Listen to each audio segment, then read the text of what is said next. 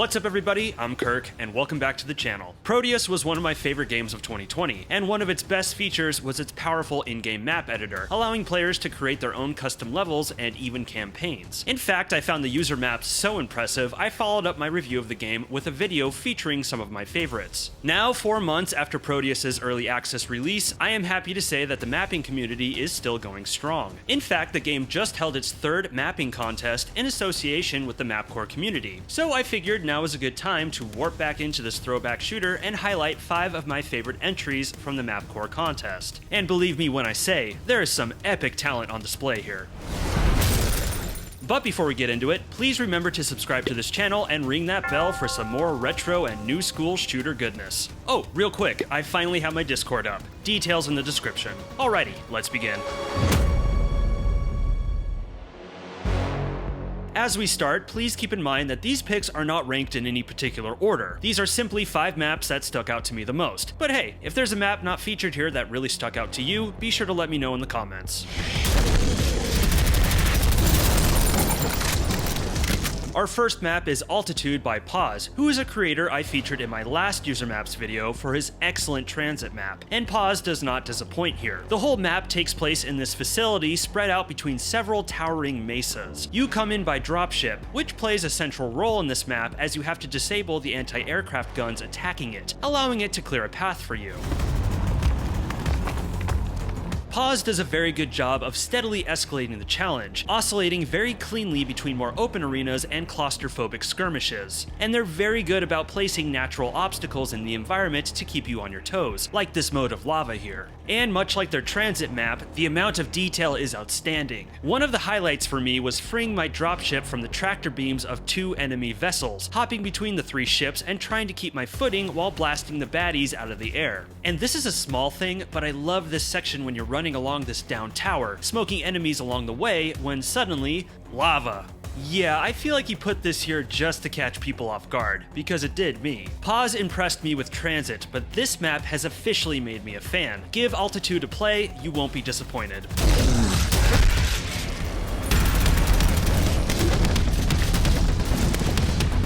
Next is Xtal Site 2 by Iori Dyson, and this map is visually jaw-dropping, an intricate gargantuan facility that scratched that cyberpunk itch for me. There were many times I would say to myself, God damn, this level looks cool. I mean, look at this part where you let some lava flow into a tank and the room fills with orange light. It's gorgeous. Even right at the beginning, the vista put before you is stunning. Look at that tram go by. That plays no part in the level. That's just there for decoration. It's a fun level to explore and fight in too, but if I had one note, it's not terribly challenging. In fact, with the small enemy count and overall large floor space, I was able to maneuver around and eliminate enemies with ease. I feel like the map could have been pushed a little further in this regard. However, there is one fiendish section with a phantom protected by force fields that rains hell upon you. That part was a lot of fun, and I died more times than I care to admit. Overall, I feel like this map was a brilliant showcase for what can be done with this map editor, and most of all, a brilliant showcase for the talent of this author.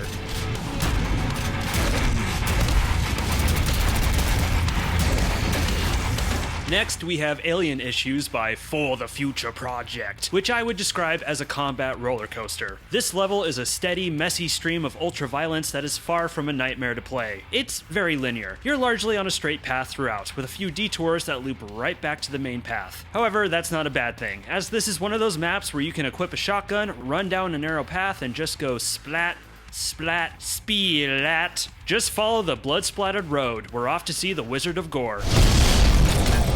But what I like is that every section feels like a shooting gallery, like this platform over a lake of acid with a horde of enemies that spawn before you and a tiny bit of cover, for those weaklings that need it. Like me. I felt this level was a great example of pacing. Like I said, a steady stream of violence, but it never gets too overwhelming or too slow. And the enemy spawns come at just the right moment. You're basically leapfrogging from kill to kill. Lots of puddles. The downside of this map is that at times the performance got pretty shaky. Some frame dips and stuttering, which I'm pretty sure is due to the large amounts of enemies and immense amount of architecture on display. But otherwise, it's action from start to finish. A good looking map, a fun map, and one I highly recommend. Next up is one of the more creative maps I played, Internal Disruption by Bunnymauler. The description of this map tells you you must infiltrate an enemy biofortress orally. Orally? I wonder what that means.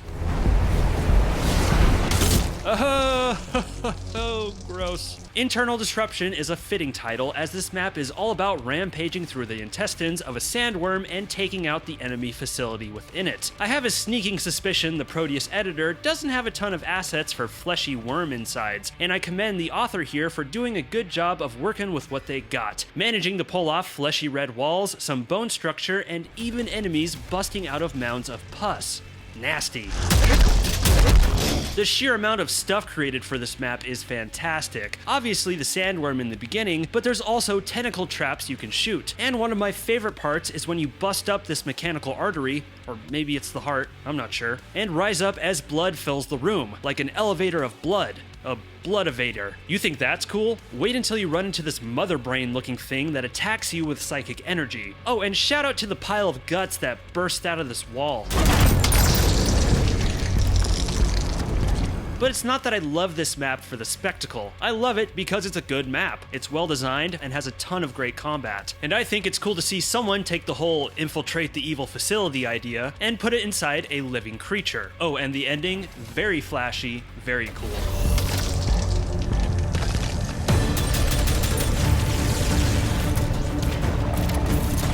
Last but certainly not least, we have Vulcan Facility by PuLSaR. First of all, look at this room.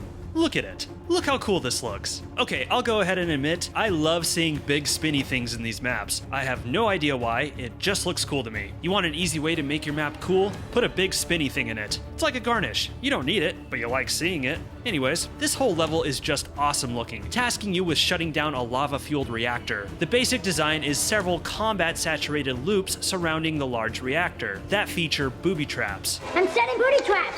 Booby traps! That's what I said! I'm setting booby traps! Like this evil one where a giant grinder is going back and forth on this walkway. You can step into the side cove here for safety, but the ceiling will start to come down on you, and the only way out is to shoot some targets rotating at the upper part of the room. The only thing missing is the creepy little puppet asking you if you want to play a game. You can also use the traps against the enemies, like this giant crusher you have to shoot. The level ends with a large firefight against a mob of monsters while the reactor melts down, which is very satisfying. A nice bow on what is a strong, beautiful, and very enjoyable level, with a really cool spinny thing.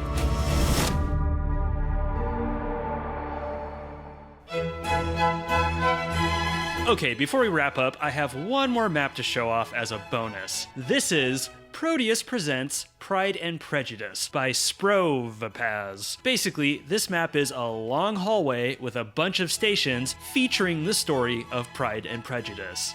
Yep, why am I featuring this? Because I love the absurdity of it. I personally have never read Pride and Prejudice. Yeah, shocker, I know. So as far as I can tell, the author might have changed or rewritten all of it, who knows? But I just love that they took the time to make this. It's so silly and pointless, it's hilarious to me. The best part is that when you reach the end, they tell you you've finished your free trial and must subscribe to Audible to read the rest. You know, as much as I love a well-constructed, professional-looking level, you gotta appreciate the goofy stuff. Nothing wrong with a little levity here and there.